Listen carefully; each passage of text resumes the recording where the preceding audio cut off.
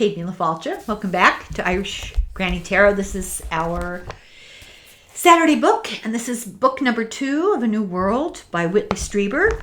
And we're kind of mid-chapter here. Why certain people? So let's continue. Abduction is related to a family history of contact, usually in the military, and trauma as a child. So eventually, he began working as a trainee for the Directors Guild on a movie. And the production assistant was a real spiritual seeker and introduced him to In Search of the Miraculous by Ouspensky, which is about something called I'm going to really not pronounce this right, the Gurdjieff work with body meditating. And he describes it. The book Gurdjieff, the Gurdjieff work In Search of the Miraculous said that the argument is that human attention is most drawn automatically to experiences and sensations, but that it can actually be controlled by the individual, who can intentionally split it between what is coming in from the outside and his inner being. This is called the double arrow, looking out and in at the same time. It's a form of meditation, I think. It led him to being able to bridge the gap between worlds. It opens the mind to new realities. He and his wife began to see the world as participants and observers. Things were more vivid and poignant. It made life seem more like an art form. He joined the Gurdjieff Foundation branch in New York City, and he began regular sensing exercises. And he believes that contact is coincidental, but he credits this work that he'd done for opening up his awareness. In meditation, it's a kind of meditation with a focus on isolating body parts. He has notes from the time that he and his wife got together, and he said strange things started to happen. They had ghosts in their apartment. They saw those little cobalt guys, those little blue guys, kidnapping a man. He said it was terrifying. They were walking down the street, and in front of a store, they kidnapped this guy and dragged him in. These little blue people. And they freaked out, and they never walked down that street again. He said he had a dream state experience where he was in another desert-like world, approaching a round, dark blue building. He wanted to go in there. He knew it was some sort of a school, an ancient university, and he was stopped from going in by a typical gray, and he was told it was a test. This being stopped was a test. Was he going to give in and leave, or was he going to insist on going in? So this is how they test, by creating friction. They challenge your ego. They force you to face yourself. They put up obstacles and make you decide, is it worth it? Am I going to do it? And he says the strong soul counteracts your fear of the visitors. The best way that you can protect yourself and communicate with them at the same time, I'm not saying that you're doing this to make communication, but will eventually increase your ability. But to protect yourself is to strengthen your soul. And you do that through meditation and thinking about the light and connecting to the light and expanding the light and surrounding it around you. And then the other factor is leading an ethical life of acts of service and love. So the first lesson is the danger of arrogance and the importance of humility. Yes, I have experienced that recently. He says, when doing these this exercises, the visitors can enter the silence of your mind. And it's interesting because Yogananda talks about, not I'm any great expert, but I remember this one phrase, that meditating is entering the temple of silence. I kind of like that visual. So they want that this communion with us happens. They want it. They want to share our life experience, especially our sense of newness. This is the big thing we have. They have such extreme knowledge that nothing is new to them anymore. And they envy us our capacity for adventure and learning new things and being exposed to new experiences. Any intelligent entity appearing here from another world would have essentially nothing to gain from us except the results of our own independent thought. They would be after newness, and they would therefore be concerned about our state of preparedness to engage with them. These people who wrote this article in Science magazine, 1977, said that we believe that there is a critical phase in this. Before a certain threshold is reached, complete contact with the superior civilization in which their store of knowledge is made available to us would abort further development through a culture shock effect. If we were contacted before we reached the threshold, instead of enriching the galactic store of knowledge, we would merely absorb it. By intervening in our natural progress now, members of an extraterrestrial society could easily extinguish the only resource in this planet that could be of any value to them. So he says the problem here, the big problem, is we're running out of time, that they've been waiting for our scientific and especially our psycho-spiritual progress, and we've been slow because we're in denial and we're running out of time. The meditations that he did sent out a signal. He says this meditation affects your nervous system, your spine, your, kundalini, your the energetic tracks that are used in acupuncture, your chi, all of it, that electrical current that runs through us sent out a signal that can be seen by other worlds, visitors, the dead. And he got contact from his wife after his death because she could see him. And when he sat in the chair and did these meditation exercises, she was able to contact him. The visitors told him that they come because we see a glow. So this is talked about in the Egyptian pyramid text, and he's going to talk a lot about the Egyptian pyramid text in another chapter. His wife had a stroke in January of 2015, and she had been preparing him. She liked to read to him the Song of Wandering Aengus by Yeats. This is two of the lines. When white moths were on the wing and moth-like stars were flickering out. And this is important. He used this in communication with her and got a message from her. He wrote The White Moths, a story about a woman's discovery that she's dead, based on this poem that they had shared. Each time he mentioned his wife,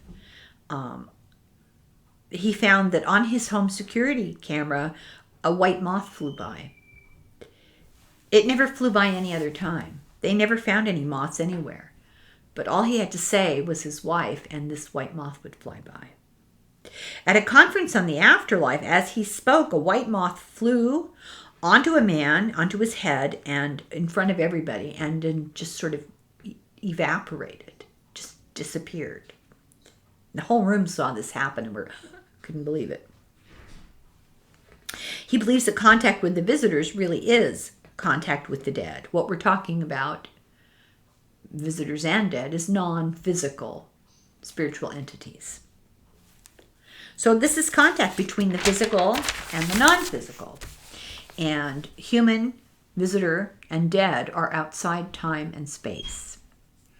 It's hard to make it happen. He said he had already done, by the time he had an encounter with these visitors in 1985, he'd been doing these exercises since the 70s.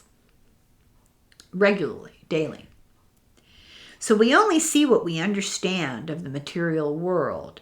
And they struggle constantly to get our attention because we don't see them, because we don't understand them. His cabin, he said, was near the Hudson Valley UFO sightings while he was meditating every night. This was going on just down the road, literally just down the road.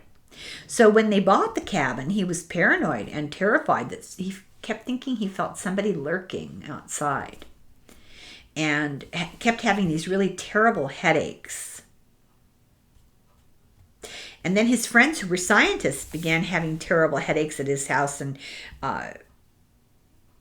he wasn't able to see this bright shaft of light in the room that was shining right down in front of him, but everybody else could see it. And he said it was just too much for his worldview, and why they could see it, he doesn't know. But he was in denial, and he was suppressing all of this at first. But the visitors needed to be more aggressive to get his attention. And when they first came in October of 85, he was still suppressing. And in the middle of the night, his house guests and his wife heard something. But it disturbed the rest of the household, but not him, that he remembered. But December 26th, the same year, they did get through to him.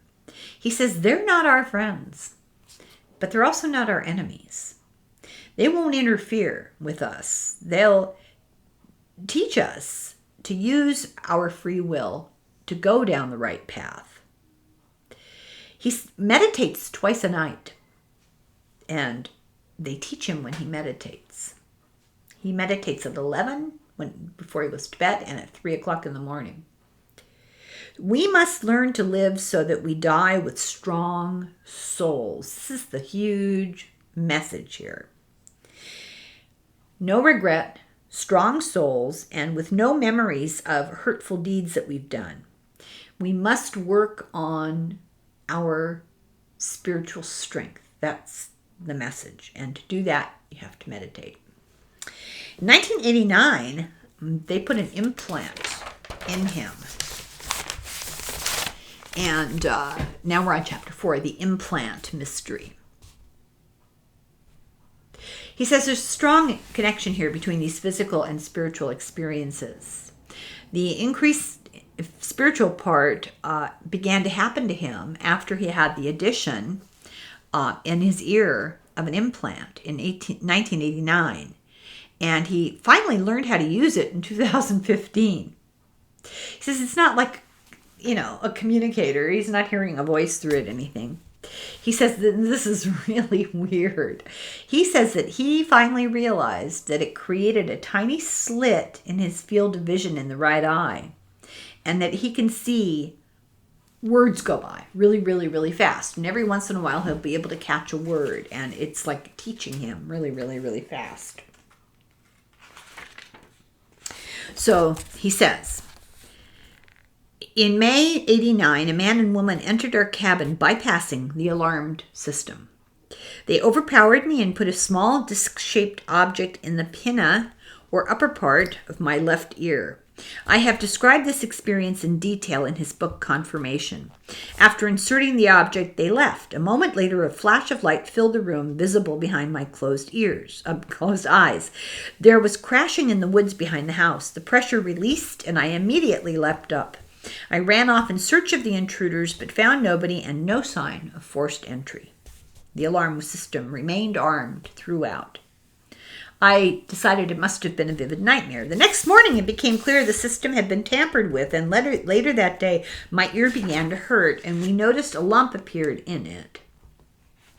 At some point over the next few days, the thing turned on, making a growling, whining noise in my head and causing the ear to turn bright red. I was absolutely terrified, frantic. I wanted to cut my ear off. Anne tried to calm me down. She thought it was a gift. I felt like I was being tracked. She said the visitors don't care if you go down the store to get some beans. I had to admit she had a point. I treasure my privacy, but I don't do or think anything that I fear being known by others. Still, I wanted the thing out. So he met with Dr. Roger Lear. Remember I mentioned Dr. Lear the other day when we were covering the book, The Master of the Key.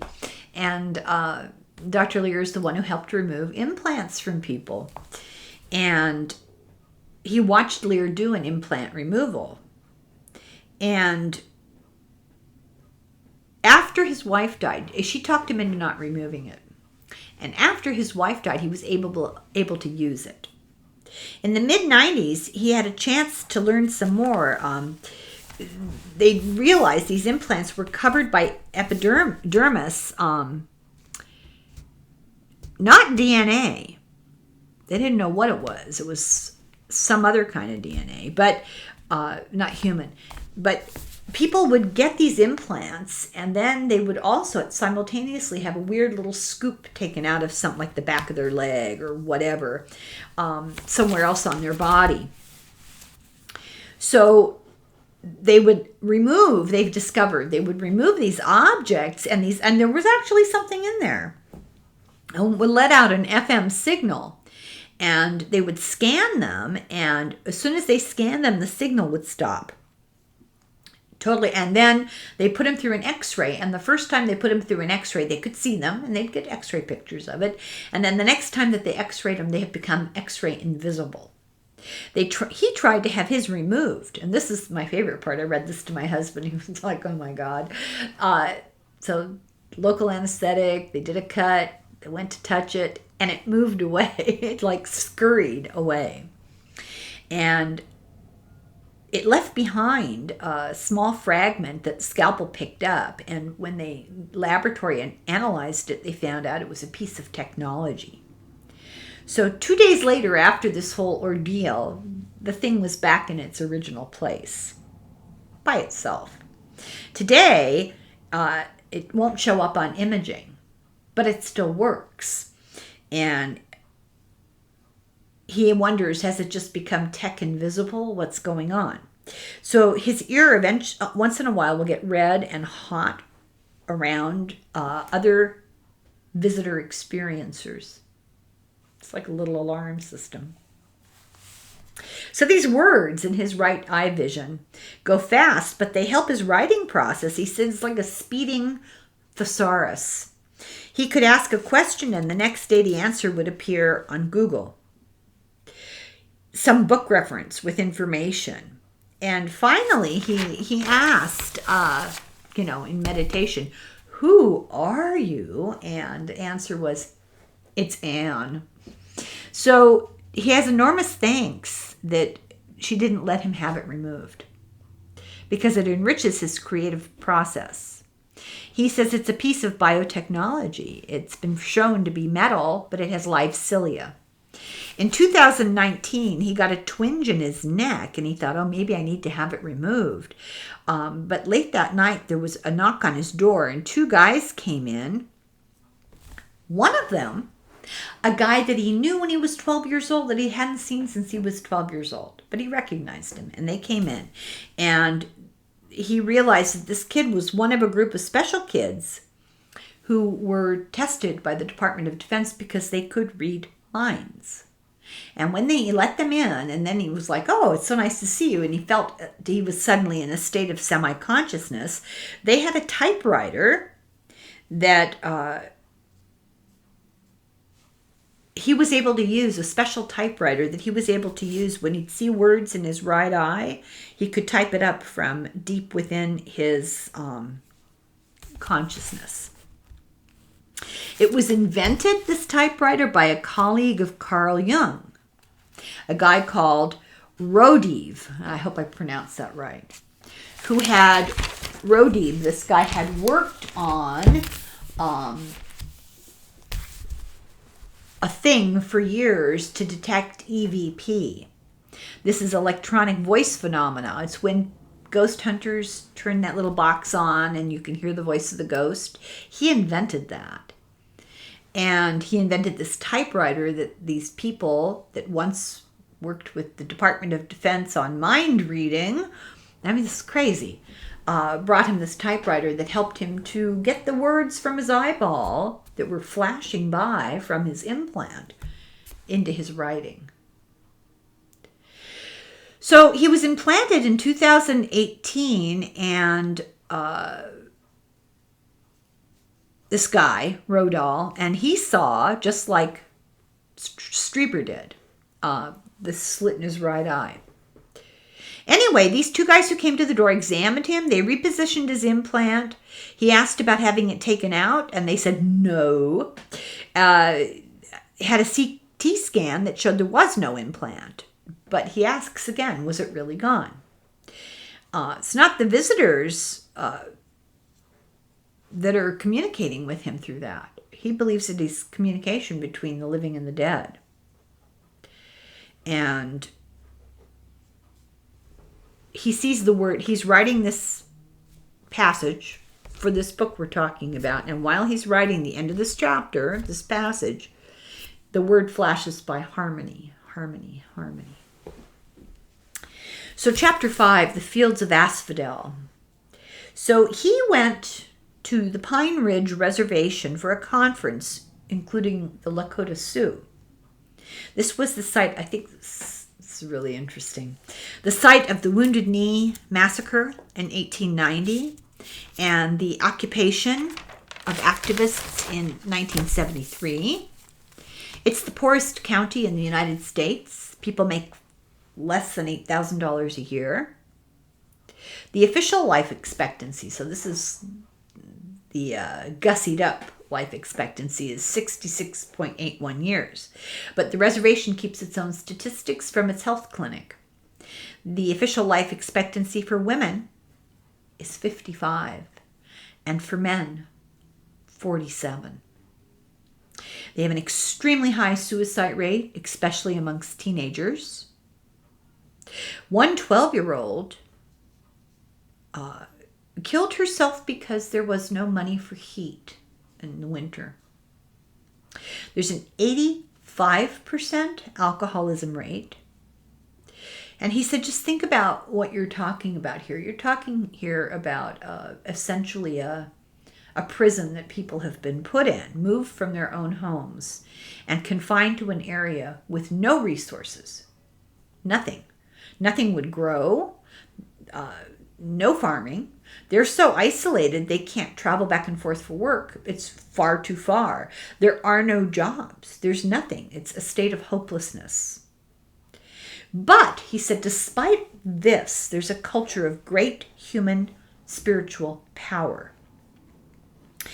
He had a very odd thing happen to him. They were driving in the car, and he said he suddenly realized that he could look at the things going by in the car. He was a passenger, looking at things going by, or he could close his eyes and he could see a parallel reality going by, different but similar. A second landscape. He felt a certain homecoming and a homesickness. He said it was like looking out of his heart into two worlds locked together. There was his wife and one other passenger who saw this too. Very detailed images. They all saw the same thing. And they saw it for their entire stay on the reservation. He said 30 seconds after closing his eyes, anywhere it would appear on the reservation. He said it wasn't physical. It was another world, but it was vivid. It looked physical, but it wasn't like really there in the 3D dimensional physical, but it was vivid. He credits years of meditation and those sensing exercises. He says part of his brain, literally part of his brain, the dorsal striatum, it has two parts that are connected by white matter, and recent studies have shown that the density of the white matter may determine your intuitive abilities, and it's also affected by these exercises. And he thinks it's increased by meditation. Other studies sees the connection between meditation and some of the gray matter areas in the left hippocampus. MRIs show that his white matter is denser, but they don't have, it's denser than normal, but they don't have an old MRI to compare with his original white matter.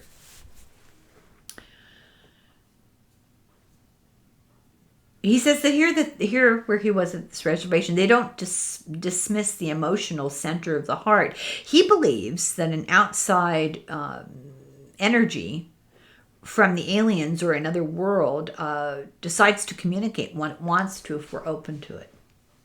A study shows that only 8 weeks of meditation has a big effect on our attention, on our determination to be seen by aliens. It matters. So 8 weeks of meditation and in high determination will matter. You have to want to have it work. He said you have to be very careful to protect yourself. I think we all, we know this. We talk about surrounding yourself with light. We have to take it seriously. He says that there are dark aspects that are attracted by curiosity, our curiosity. And if you don't prepare yourself, it brings dark aspects. And so you need to surround yourself with this protective light. He recommends the work of John Mack, Kathleen Marsden, and Anne Strieber's communion letters. But he says you have to be very careful when you're dealing with channelers. And my excuses to Deborah. I had Deborah, who's a channeler, on conversation with her a couple days ago. And he says you just have to be judicious because you don't know, where this is coming from. You have to look at intent. And you need a strong soul. You need to work on strengthening your soul. See, if you still feel fear, it will be a fearful experience. Their knowledge of us can be a shock. There are no secrets. When they look at you and you make eye contact with them, they see everything about your life, good and bad, and that can be a shock to see that reflected back at you. He says you have to know yourself. It's not useful to differentiate, he says, between the visitors, the dead, or some other consciousness. He says, think of it as a vast field of flowers in every direction. No matter where you return, you're going to find flowers in that field. In 2019, he attended a Contact in the Desert thing, and he was on his way to hear a Dr. Jacques Vallée lecture when there was a feeling of change in the atmosphere. His ears started to pop in the pressure, and he turned to a guy next to him, and he said the guy spoke to him, and the guy pretended that he wasn't there. And he walked in, and the feeling that he had of the change of air pressure left. So this is what happened. And he has no memory of this. People said that another guy says he was on his way to the Vallée lecture, saw Whitley coming down a side path, looking deep in thought. Our paths were totally going to cross. Just before we were about to intersect, I glanced down to check that I had my phone in my bag. A bright flash from Whitley's direction came and caught the corner of my eye. Oddly, I thought, oh, that's him flashing into another dimension. In the same instant, I looked up, and sure enough, no Whitley. He was there, and then he wasn't. It's hard to describe how confusing this felt, and odd. The atmosphere suddenly felt heightened, and the sound seemed to drop away. At the same time, a sense of immense great benevolence came over me, as if someone with kind good humor was reassuring me that everything was okay. It felt like a gift meant for me. It felt like magic. So Whitley has absolutely no memory of this. Just the idea of talking to this guy, but the guy pretended he wasn't there. So is this about missing time? Did he go suddenly into a parallel universe?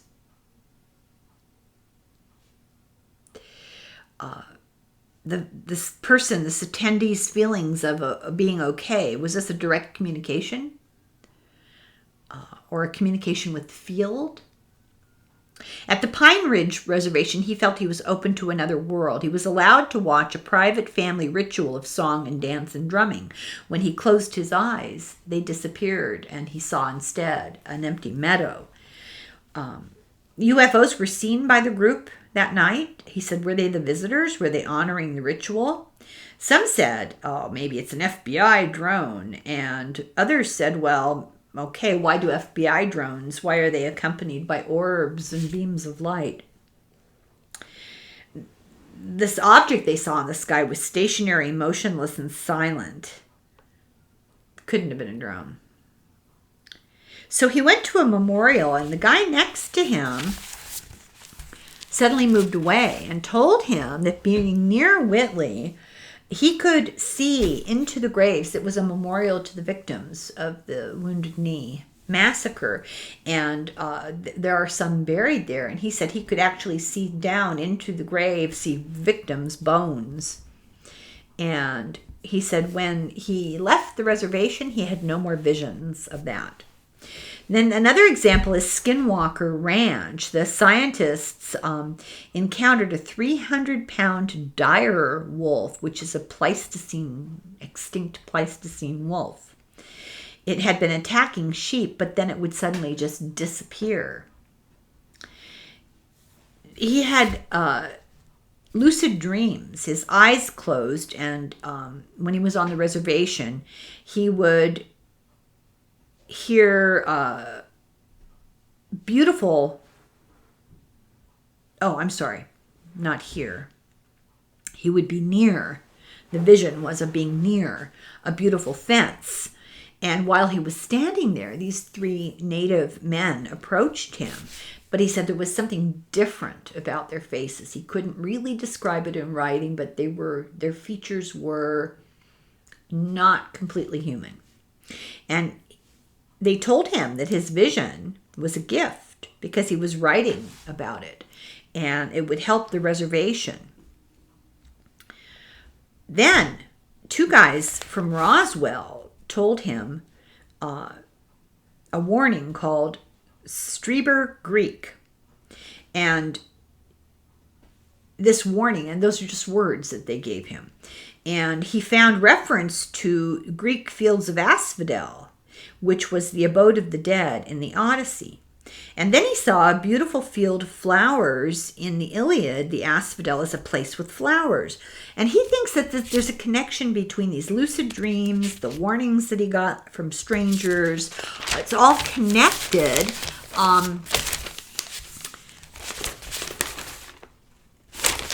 There's this ancient description that he was being given. It may be an attempt to convey experiences of parallel worlds. He says we might need to rethink the truth of our mythology and our lore. There are other worlds here with us, and in the past there may have been a greater understanding of that. And they may today be involved with our experiences of like UFOs.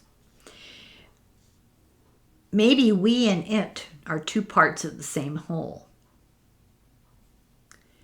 He said these are not multiverses because these visions are in the same place. It's more like a sharing, parallel.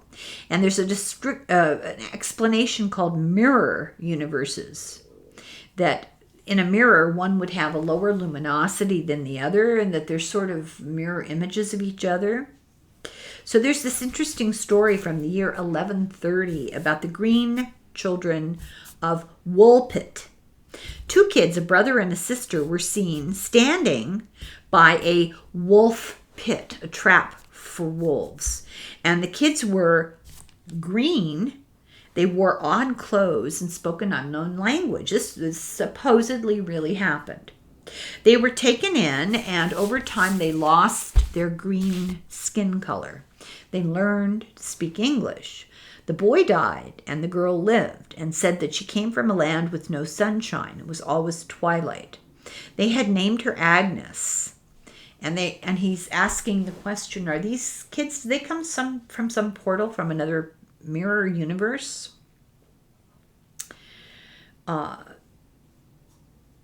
There's been some research about lithium-7 and cosmic rays that begs the question, is dark matter somehow part of a mirror universe?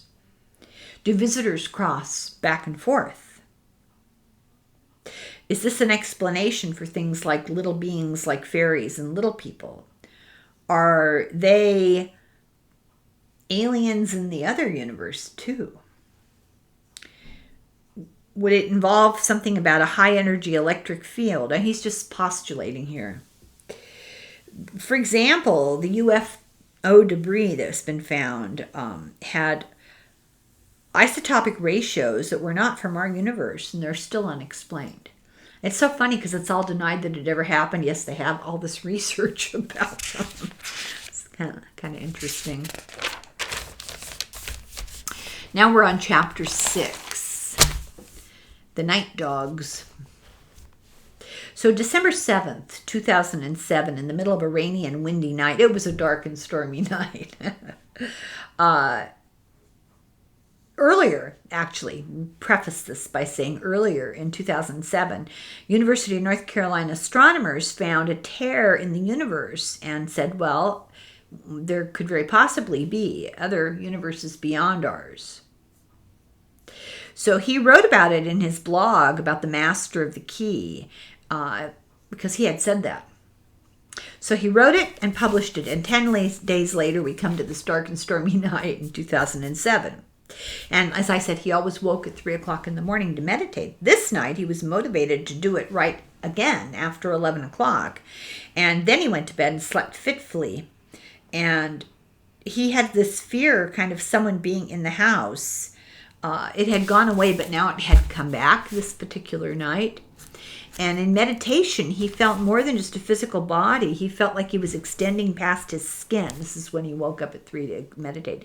And he felt like he was entering the clear light of the void, a state outside of place, a superposition. Superposition is this physics idea of being in more than one place at one time, being everywhere at one time. And he realized enlightenment is not... enlightenment is being part of the love. He realized that this was all induced, all this restlessness and paranoia and meditating and having this weird experience was induced by the visitors to teach him a lesson. It included every sweet memory he had ever had, and then he got really sleepy and he dreamed that his wife let a pack of feral dogs into the house. But he realized, well, wait, those dogs are a screen image. They're not, there's something behind them. And he realized they were people, and they went into the living room, and they were also outside the house. And he realized suddenly that he was no longer in his living room. He was standing outside with the ones outside, and he had gone through the wall. But he was in a mirror universe, and we are learning in real science that the universe is unending and of great variety, and that we are eternal. Once he asked the visitors what the universe meant to them, and he was given the image of a coffin.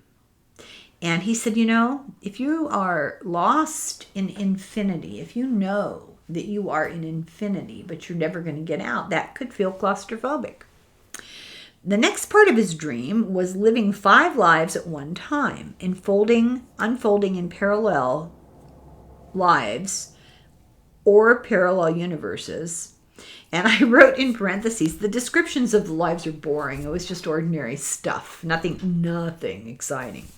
So he felt pulled between these different lives by a strange big dog-like animals. So he said, so these grays and these blue kobolds and these weird dog-like creatures really were all teaching him. And they induced his awareness. They drove him to work hard on his meditations. They provided his experience that he had, like on the reservation.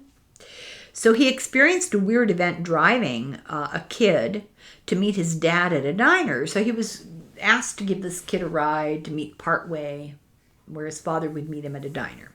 So they're driving, and he found himself driving around an unknown other world with strange streets and buildings, and the kid was totally panicked because he knew there was something wrong. Suddenly they weren't where they were supposed to be, and the kid recognized this is not, hey, this is not where we're supposed to be. And he tried to jump out of the car. Well, they arrived very late after finding themselves back in this universe, but 20 miles off course. And they drove to the diner, and the kid jumped out of the car, ran to his father, and said, "Dad, Whitley took me on a ride to the Twilight Zone." So he felt this was him being told, you're not alone. You can't be sure where you are, or you can't be sure what you are, but you're not alone. So now we have Chapter 7, The Return of the Visitors. So late one night, in October of 2015, his wife had been dead for 2 months, and he suddenly had an extreme, sudden, radiating pain in his toe. And every evening at 11, he would meditate and beg her to come to him. And suddenly, when that happened, he had this terrible pain. So he looked up gout, which is probably what I would do. And he said the description was wrong. So everything seemed okay until 3:25 a.m. when he looked all over for why he had this sudden piercing pain. There was nothing. He went through his bed and he searched for like a pin or something in the bed. So he went back to sleep. And he didn't realize this was equivalent to having his hand grabbed. He had described in his other book about being asleep and feeling a visitor reach out, like a guy sit on the edge of his bed and touch him on the hand. And he said this is what that was like. It was having this gripping sudden pain in his toe. It was getting his attention. It was contact. So the next night, and this is kind of funny, he suddenly felt his nipple being pinched, and he jumped up and out of the bed and was just like, oh my God. And he asks himself now, why didn't I make that connection? It was because it was unexpected, because it would be apocalyptic to believe it, and because it was incredibly life-changing, and because it threatened his ego.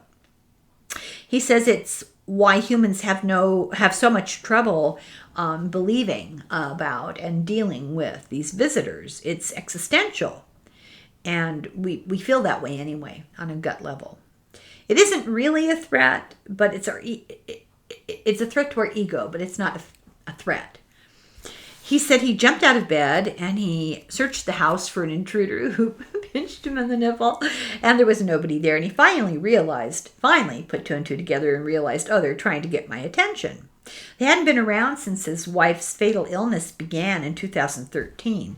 And she had been dead 6 weeks, and he was deeply in grief at this point. He realized his wife had to be involved in this from beyond the grave. And he realized that she was correct. There was a relationship between dead and visitor. So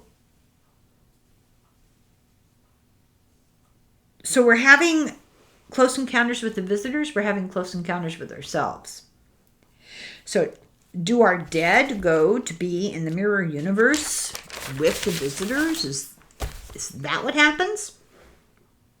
In 2004, Anne had a near-death experience, and she said she felt that our consciousness is transferred at death to another self in a mirror universe. She had a strong sense of her presence and he had a strong sense of her presence and felt her laughing at him. She always said he was too serious. He recalled in the mid-70s, and when he was meditating, he kind of related with 7 people who had died from past life, and they had to move. These 7 ghosts, entities, were kind of around every time he and Anne meditated, and they would interact, but when they moved, they didn't follow them to their new house in Texas. Well, you can hardly blame them. So he remembered it as an enriching learning experience. It's very difficult being raised in our, super rational, super materialistic world to, this is not in the book, this is just me, to wrap your head around these experiences. Very difficult. So he believed they could control their density and they could appear to him. And he says it's about controlling gluons that mediate space between atoms. But there's actually now a scientific understanding of what might be going on. Physical matter barely exists. The physical world is almost entirely a vacuum held together by strong nuclear forces. And he's wondering, can these entities control these forces? And do they do it themselves with their minds, or do they have some sort of technology? They would require less effort and less energy than creating a wormhole to bend space-time. It would be easier for them to do the controlling of these atomic forces. He remembered the guy who appeared at the foot of his bed to hold his hand, and he could even smell him. And the guy disappeared when Strieber dropped his hand. And he wondered, did the guy use concentration and control to control the nuclear forces? And did the required concentration get broken when Strieber dropped his hand? So 2015, the first night his toe hurts, the second night he feels the pinch. The third night, he was awoken at 3 o'clock and decided to meditate. So from April 2015 to April 2019, he awakened every morning at 3 o'clock, but he was awakened by a blowing of air on his face, or a touch to his hand, or by a kiss. So he says, people that he tells this to dismiss him and tell him, oh, you're hallucinating. It freaks people out because the visitors are so powerful, and it feels like a threat. Between October and December of 85, he was taken and acted like a wild animal because he felt captured like a wild animal. It was instinct, and it's why we want to reject all of it. It's our instinct. But both sides have to keep trying. He says a training process to do this is not easy. It's taken him 30 years to set aside fear, and with the help of his wife from the other side. He can't deny the existence of our soul. We can't deny the existence of our souls and our dead. We need their support. So in 2017, he was at another conference, the Esalen conference, and he was sharing a room with Jeff Kripal, the guy who wrote the foreword to the book. And they were in a beautiful room had a deck looking out over the oceans in Northern California. It's all beautiful. And at 3 o'clock in the morning, he felt somebody blowing on his left hand, and he woke up and he meditated. The next day, his roommate reported he heard crashing sounds and a sense of dislocation around 4 o'clock in the morning, and he felt his entire world collapse. And they decided it was because this was a taking down of the barrier between the living and the dead, a partial removal of one's ego from the time stream, and it's like a little death. It's terrifying to the inner person to get this sudden knowledge of past, present, and future together. You don't want to know your future. You'd feel that you had no free will. You'd feel like a puppet, and your spontaneity would be lost, and meaning in life would be lost. He actually had a house guest who heard one of these encounters happen in the middle of the night and had a heart attack, had to be hauled off to the hospital.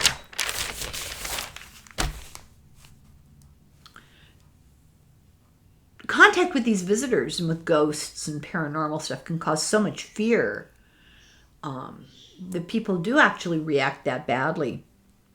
But they are productive and they're endurable. You don't want to know the time of your death. You don't want to know exactly what's going to happen to you the rest of your life. So we need to be in the moment. We have to experience these events. We have to exercise our free will spontaneously to react and to gain self-knowledge.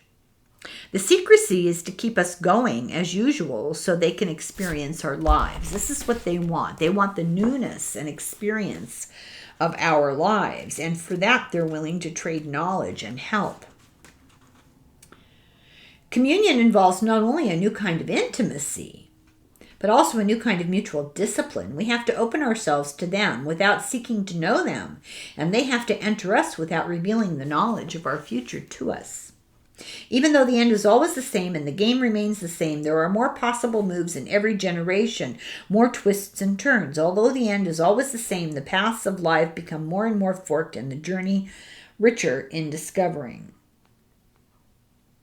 What practical means do we have to work with the fear? And he says that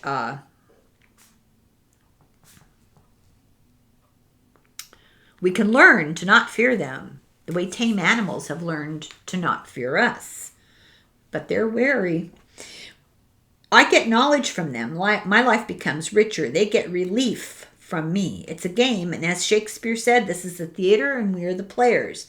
He didn't think about the audience, though. They're the audience, and when they have a seat in the theater of our lives, they enjoy the great pleasure of being alive again. Chapter 8, The Man from Paradise. So there have been multiple witnesses who have encountered these visitors at his cabin since the late 80s. And it took a long time to realize that there were messages coming from this stuff. The first event,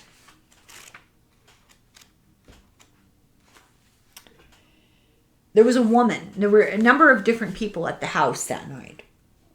And she said she was sleeping. This woman was sleeping with her back to two other people. And I woke up because I'd become hot and uncomfortable. And I heard a driving rain and bumping sounds and then birds. And this happened over a few minutes. It was hot, heavy rain. I couldn't move. I heard muted voices and thumping and silence. And I thought, what the heck is going on? I couldn't even roll over. And finally, she asked, did you hear that heavy rain? Because the other people woke up and they wondered what time it is. What's all this noise? What's going on? And they opened the door and there had been no rain. No rain at all. Everything was dry. And of course there were no birds because it was 2 o'clock in the morning. And apparently the noise she had heard that the other women had experienced were frozen was two small blue beings jumping on their bed. And at the same time, in the basement, where two other people were staying, Ed and his friend, they were astonished to see a young woman walk down the stairs holding a badly torn up sweater. It was a close friend of theirs who had died in the 1985 Mexico City earthquake. She had been so terribly crushed that all that was recovered of her had been her sweater. Here she was, though, seemingly perfectly healthy, carrying the sweater. This is very typical of contacts with those in the afterlife, by the way. Most of us cannot hear them, so they will come carrying objects that identify them. After conveying the information she was all right, she disappeared.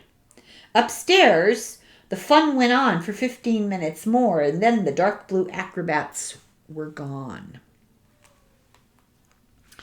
Only Strieber and his wife and son slept undisturbed. The first time others saw the visitors, it included this dead person.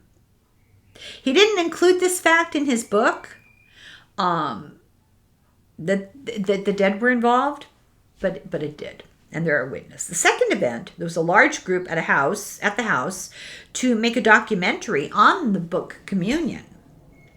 And late in the afternoon, Lori came in from a walk looking bemused.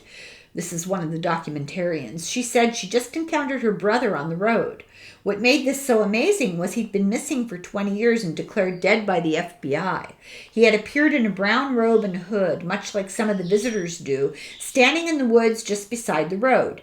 She asked him to come down to the cabin to meet her friends, but he only said that she was in the right place, and he drifted back amongst the trees and was gone. Later that night, the visitors came, and Strieber and several others went to a cave where he often meditated, and they did Tibetan chants.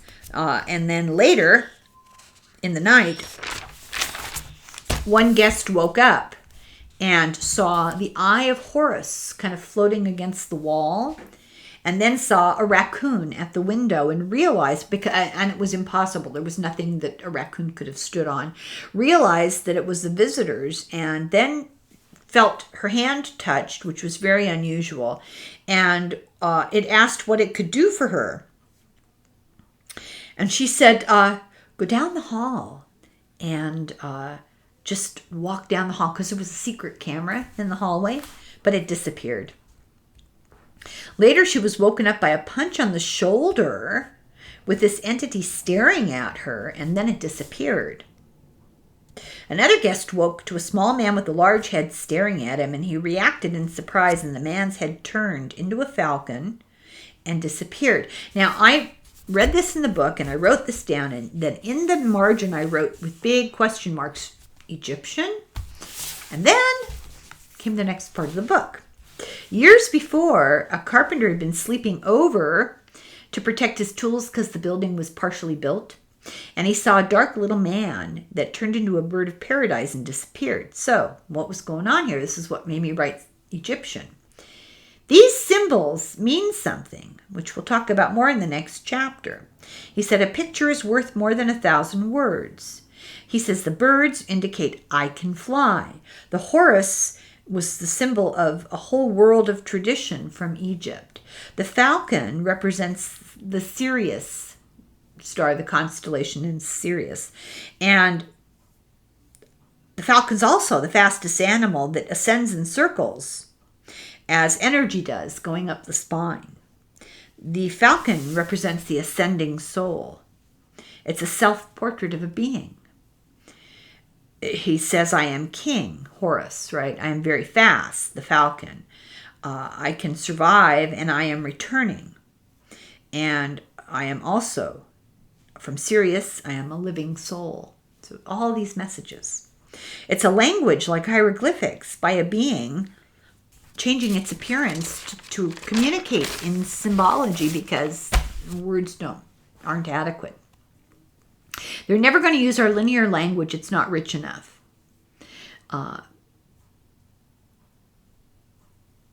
Where did I go? Okay.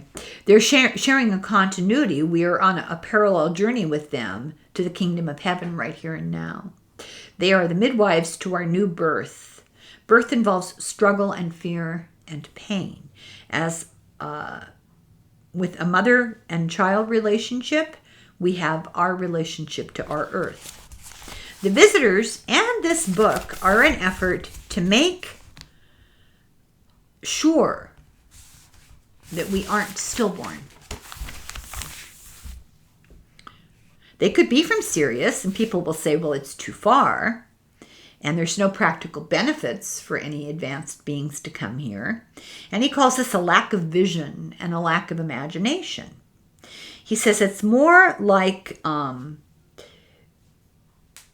big enigmatic origin. He says it functions on a different level of reality. It could be technological.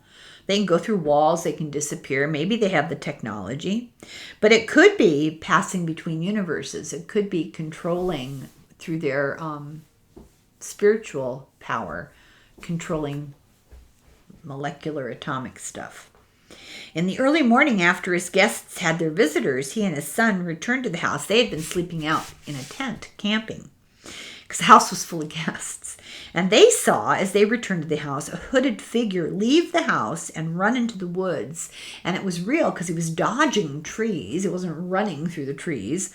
And when this happened, the guests later told him they felt a burst of heat and they woke up panicked, thinking the bed had caught on fire. But as I said, this being was a solid being. So what the heck was going on? Was he bending light to be invisible? Was the heat due to controlling gravity while bending the light? Was he from the Earth, from a mirror universe, or both?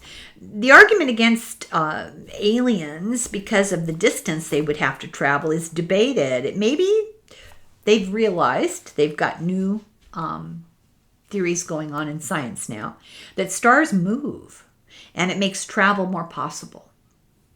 The falcon represents Sirius, it represents Horus, and this is known by many cultures as the dog or the wolf star. Then we have the Dogon of Mali that say that water entities came from Sirius with knowledge. Horus, by the way, is the god of knowledge. That entities came from Sirius with knowledge. Horus is knowledge. The Sumerian knowledge bringer in Sumerian mythology wears the skin of a fish. Water entities.